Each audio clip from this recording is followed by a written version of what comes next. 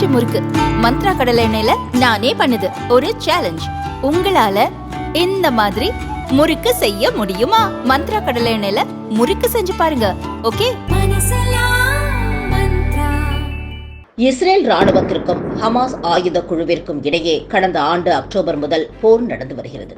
அதில் ஹமாஸுக்கு ஆதரவாக லெபனானில் இருந்து செயல்படும் ஹிஸ்புல்லா ஆயுத குழு களமிறங்கி இஸ்ரேல் மீது வான்வெளி தாக்குதலை நடத்தி வருகிறது. அதுபோல ஏமன் நாட்டில் இருக்கும் ஹவுதி கிளர்ச்சியாளர்களும் ஹமாஸுக்கு ஆதரவாக இஸ்ரேலுக்கு செல்லும் கப்பல்கள் மீது தாக்குதல் நடத்தி வருகின்றனர். ஹமாஸ், ஹிஸ்புல்லா, ஹவுதி என 3 ஆயுத குழுக்களை இஸ்ரேல் ஒரே நேரத்தில் சமாளித்து வந்தது. இதற்கு இடையே இஸ்ரேல் மீது ஈரானும் தாக்குதல் நடத்தியது. அதற்கு இஸ்ரேல் தக்க பதிலடி கொடுத்தது. இந்த போரில் இஸ்ரேல் தரப்பில் எந்த பெரிய தலைவர்களுக்கும் சேதம் இல்லை. ஆனால் ஹிஸ்புல்லா தலைவர் ஹசன் நசுருல்லா, ஹமாஸ் தலைவர்கள் யஹ்யா சின்வார், இஸ்மாயில் ஹனியே உள்பட பலரை இஸ்ரேல் வேட்டையாடியது. சமீபத்தில் அமெரிக்க அதிபர் தேர்தலுக்கு முன் இஸ்ரேல் பாதுகாப்புத்துறை அமைச்சர் யோவ் கேலண்டை பிரதமர் பெஞ்சமின் நெதன்யாகு பதவி நீக்கம் செய்தார். இருவருக்கும் இடையே ஏற்பட்ட நம்பிக்கையின்மை காரணமாகவே இந்த முடிவுக்கு வந்ததாக நெதன்யாகு கூறியிருந்தார். சில மாதங்களாக கேலண்டின் செயல்பாடுகள் திருப்தியாக இல்லை என்று அவர் ஏற்கனவே குறிப்பிட்டிருந்தார். இதற்கு இடையே பிணை கைதிகளை பத்திரமாக மீட்க முக்கியத்துவம் கொடுக்கும் நபரை பாதுகாப்புத்துறை அமைச்சராக நியமிக்க கோரி இஸ்ரேல் பொதுமக்கள் போராட்டத்தில் இறங்கினர். அதனைத் தொடர்ந்து இஸ்ரேலின் வெளியுறவுத்துறை அமைச்சராக இருந்த இஸ்ரேல் கட்ஸ் பாதுகாப்புத்துறை அமைச்சராக பதவியேற்றார். இஸ்ரேலின் முன்னாள் பாதுகாப்புத்துறை அமைச்சர் கேலண்டை விட இவர் சற்று வேகமும் விவேகமும் கொண்டவர் என்று இஸ்ரேலிய வட்டாரங்கள் கூறுகின்றன.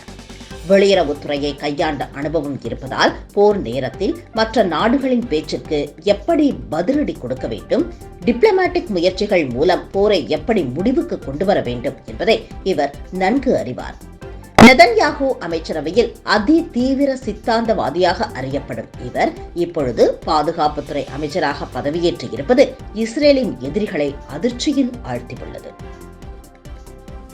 ஹமாஸ், ஹிஸ்புல்லாவின் முகாம்கள் மட்டுமின்றி ஈரானின் அணு ஆயுத மையங்களை குறிவைத்து தாக்குதல் நடத்தவும் இஸ்ரேல் தயாராக இருந்தது. ஆனால் அமெரிக்க அதிபர் ஜோ பைடன் கொடுத்த அழுத்தத்தால் இஸ்ரேல் அதை செய்ய முடியவில்லை. இப்பொழுது டொனால்ட் ட்ரம்ப் வெற்றி பெற்ற பின் இஸ்ரேல் அதன் தாக்குதலை தீவிரப்படுத்த வாய்ப்பு உள்ளது என்பதால் இப்பொழுது இருந்தே ஹமாஸ், ஹிஸ்புல்லா போன்ற அமைப்புகள் தங்களின் தாக்குதலை தீவிரப்படுத்தி உள்ளன. குறிப்பாக லெபனானில் ஹிஸ்புல்லா அமைப்பினர் பயன்படுத்திய பேஜர் மற்றும் வாக்கி டாக்கிகளை வெடிக்கச் செய்ய அனுமதி கொடுத்ததாக இஸ்ரேல் பிரதமர் நெதன்யாகு வெளிப்படையாக பேசியதை தொடர்ந்து வடக்கு இஸ்ரேலை குறிவைத்து ஹிஸ்புல்லா அமைப்பினர் 165 ஏவுகணைகளை வீசினர். இது இரு நாடுகளுக்கு இடையே பெரும் பதற்றத்தை ஏற்படுத்தியுள்ளது. இந்த பரபரப்பான சூழலுக்கு மத்தியில் இஸ்ரேல் ராணுவத்தின் மூத்த அதிகாரிகளுடன் புதியதாக பதவியேற்ற பாதுகாப்புத்துறை அமைச்சர் இஸ்ரேல் கட்ஸ் ஒரு திடீர் ஆலோசனை கூட்டத்தை நடத்தினார்.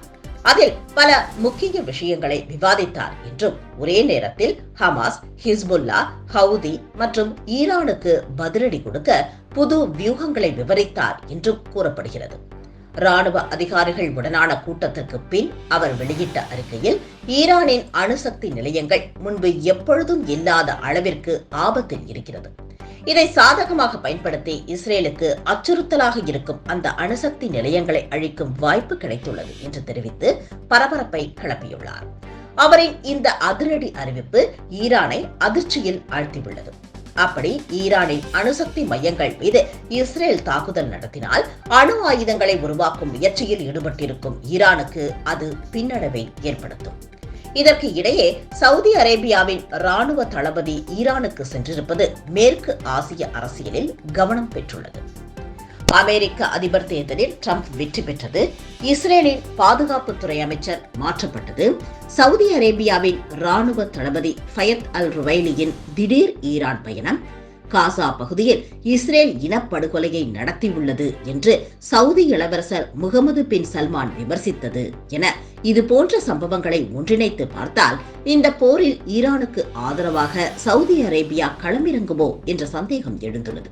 போரில் நேரடியாக களமிறங்கவில்லை என்றாலும் ஈரானுக்கு தேவையான உதவிகளை சவுதி செய்தால் அதை எதிர்கொள்ள புது புது வியூகங்களை இஸ்ரேல் கையில் எடுக்க நேரிடும். இது மேற்கு ஆசியாவில் இருக்கும் பதற்றத்தை மேலும் அதிகரிப்பதோடு மட்டுமன்றி அந்த பதற்றத்தை இந்திய கடல் எல்லை வரை கொண்டு வந்துவிட வாய்ப்பு உள்ளது.